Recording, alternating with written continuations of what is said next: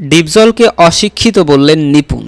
চলচ্চিত্র শিল্পী সমিতির 2024 থেকে 26 মেয়াদের নির্বাচনের ফল বাতিল চেয়ে নতুন নির্বাচনের দাবি করেছেন চিত্রনায়িকা নিপুণ আক্তার।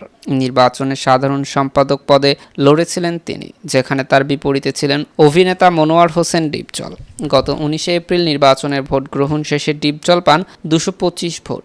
16 ভোট কম পেয়ে হেরে যান তার প্রতিদ্বন্দ্বী নিপুণ। এই নায়িকা পান 209 ভোট। নির্বাচনের পরপরই জয়ী প্রার্থীদের ফুলের মালা দিয়ে বরণ করে নেন নিপুণ। এমনকি সেই সময় ডিপজলের প্রশংসায় মেতে ওঠেন তিনি। এই নায়িকা ডিপজলের ভাইয়ের বিপক্ষে 16 ভোটের ব্যবধানে হারব। এই নায়িকা বলেন, ডিপজল ভাইয়ের বিপক্ষে 16 ভোটের ব্যবধানে হারব এটা কল্পনাও করিনি। আমি ভেবেছিলাম ডিপজল সাহেবের সঙ্গে আমি যখন দাঁড়াবো খুব বেশি হলে 50 ভোট পাবো। তবে নির্বাচনের মাসখানেক বাদই ডিপজলকে নিয়ে নতুন সুর দেখা গেল নিপুণের কণ্ঠে। বুধবার বিচারপতি নাইমা হায়দার ও বিচারপতি কাজী জিনাত হকের হাইকোর্ট বেঞ্চে আইনজীবীর মাধ্যমে একটি রিট আবেদন দায়ের করেছেন নিপুণ। সেখানে নির্বাচনের অনিয়ম ও কারচুপির অভিযোগ এনে এই ঘটনার তদন্তে কমিটি গঠনের নির্দেশনা চাওয়া হয়েছে রিটে। পাশাপাশি নতুন নির্বাচনের তফসিল ঘোষণার নির্দেশ চাওয়া হয়েছে। একই সঙ্গে মিশা ডিপজলের নেতৃত্বাধীন কমিটির দায়িত্ব পালনে নিষেধাজ্ঞা চাওয়া হয়েছে।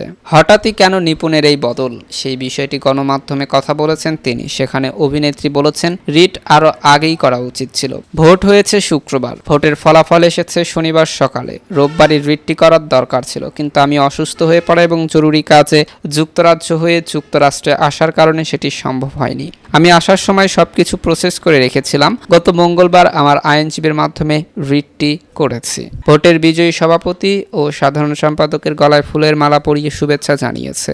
কেন তেমনটা করেছিল জানতে চাইলে নিপুণ বলেন, যেহেতু আমি ভোটের ফলাফল পর্যন্ত ছিলাম, তাছাড়া ওই সময় সেটি করা ছাড়া আমার কোনো উপায় ছিল না। তাছাড়া মিশা ডিপজল প্যানেলের সঙ্গে নির্বাচন কমিশন আপিল বোর্ডের যোগ সাজসে ভেতরে ভেতরে এত বড় অনিয়ম চলে আসছিল, সেটি ফলাফল প্রকাশের অনেক সময় পর স্পষ্ট হয়েছে। এতক্ষণ আমাদের সাথে থাকার জন্য ধন্যবাদ।